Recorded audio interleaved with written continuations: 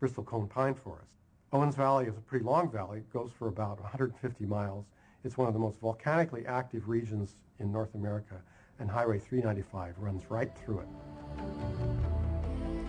Into this landscape, glaciers would encroach episodically in 5 distinct periods. About 12,000 years ago, the last of these glacial waves began to recede, and the massive desert lakes they sustained across the Great Basin began to dry up. In Owens Valley, the saber-toothed tiger and the woolly mammoth would disappear along with the melting ice. Until finally, humans would venture in. By the time Euro-Americans arrived, the land was fully inhabited by the Paiute.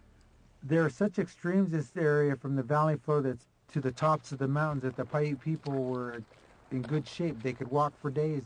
They had to learn to run at a good pace and never get tired.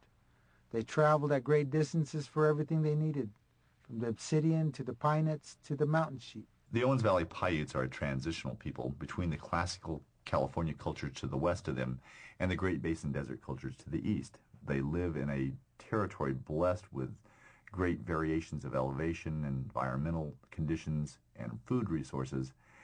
Their adaptive ability to survive and thrive in this territory is a testament to these people.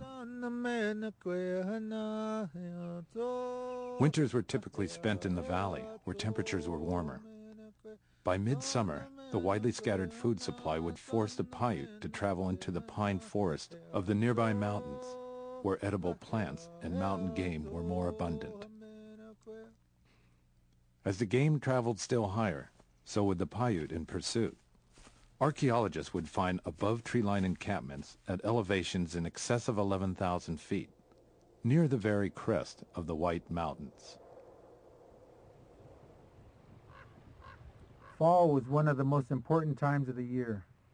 It was the time when you collected the pine nuts. The pine nuts, which we call tuva, were one of our most important food sources. They helped us survive through harsh winters. Their nutrition was almost like taking a vitamin. They would travel quite a ways to gather pine nuts. They would spend days or weeks, a couple weeks, maybe 3 weeks up in the mountain gathering food. That way they would have enough to carry them over in the wintertime, and also enough to trade for something else that they would like to have for the wintertime.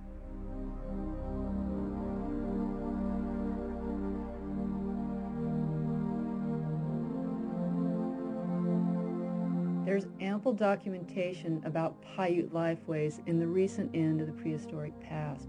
But what about further back in time? What do we know about lifeways 1,000 years ago or 10,000 years ago? Could science look into the prehistoric past and reveal the nature of an ancient people's lifeway? And what would be found? Would it be the story of changes over time in the very existence and survival patterns of a native peoples?